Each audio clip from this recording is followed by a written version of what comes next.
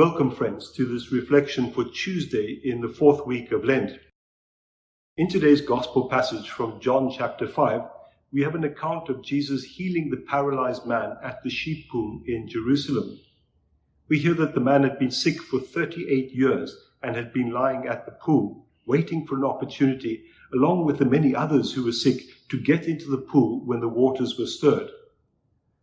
This pool had a reputation for its healing properties, and it would seem that the belief was that when the waters were stirred, then a sick person needed to get into the water in order to be healed.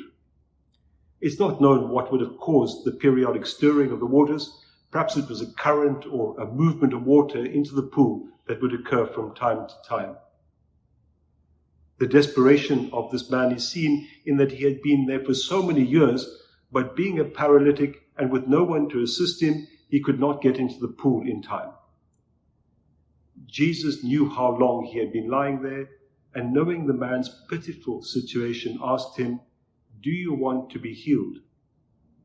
The man, in his despair and hopelessness, could not even give Jesus a straightforward answer. Instead, he pointed out how hopeless his situation was, since he could not get into the water in time.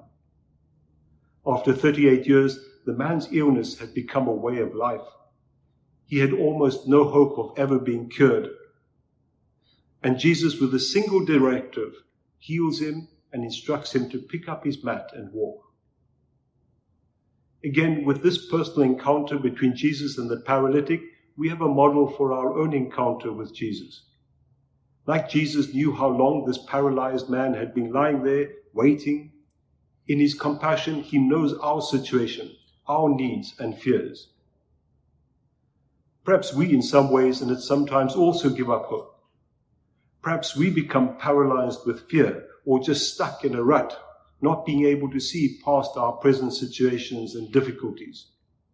Perhaps we are so stuck, so set in our ways, that we don't even know how to begin to ask God for healing and help. Perhaps we cannot even begin to imagine that our situation could change, could be better. Jesus is our healer, and he wants to heal us from this hopelessness syndrome, a waiting for nothing, a living for nothing, a hoping for nothing, a doing nothing, or even a praying for nothing.